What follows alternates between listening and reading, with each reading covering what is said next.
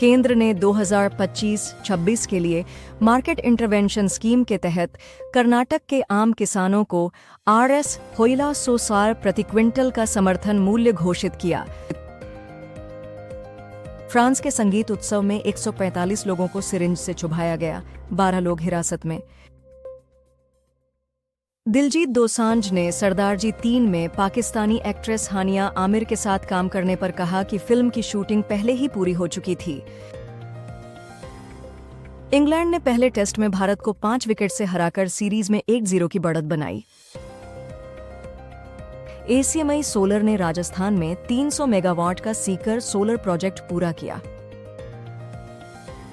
आमिर खान ने राष्ट्रपति द्रौपदी मुर्मू से राष्ट्रपति भवन में मुलाकात की। एंडी मरे का स्टैच्यू 2007 विंबलडन में 150वीं वर्षगांठ पर अनावरण होगा। EPFO सदस्य जल्द ही ATM और UPI के जरिए सीधे EPF पैसे निकाल सकेंगे। CCI ने मंजूरी दी कि रंजन पाई के नेतृत्व वाले मणिपाल ग्रुप ने आकाश एजुकेशनल सर्विसेज में हिस्सेदारी खरीदी। पारस गुप्ता ने एशियन 6 रेड स्नूकर चैंपियनशिप के सेमीफाइनल में जगह बनाई, सनी वांग को 5-0 से हराया। हिंदाल्को 125 मिलियन में US की एलुचम कंपनी को खरीदेगा। केंद्र बिहार में न्यूक्लियर पावर प्लांट लगाने को तैयार है, मनोहर लाल खट्टर। TCS का नया कैंपस बंगाल में बनेगा, जिससे 25,000 नौकरियां मिलेंगी, ममता बनर्जी। मुख्यमंत्री उमर अब्दुल्ला ने कहा कि जम्मू कश्मीर की राज्य का दर्जा बहाल करने के लिए वे विधानसभा भंग करने को तैयार हैं।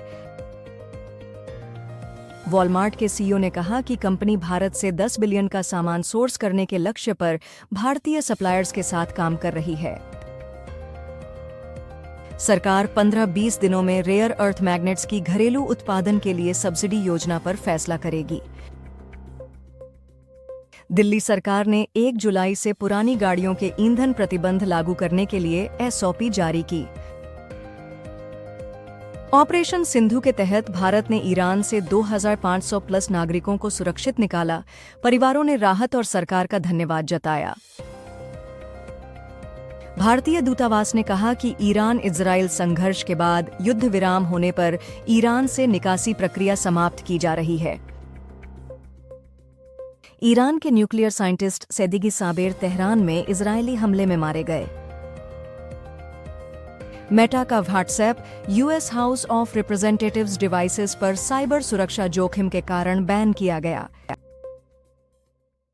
राम कपूर को मिस्ट्री शो के प्रमोशन से हटाया गया, उन पर अशोभनीय टिप्पणी करने का आरोप।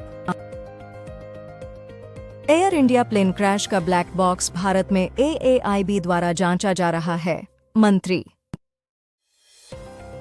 भारतीय रेल 1 जुलाई से लंबी दूरी की ट्रेनों के किराए बढ़ा सकती है, पर लोकल ट्रेन और मासिक पास के दाम वहीं रहेंगे। सरकार ने इलेक्ट्रिक कार स्कीम के तहत घरेलू उत्पादन में निवेश करने वाले ऑटोमेकर्स के लिए पोर्टल खोला।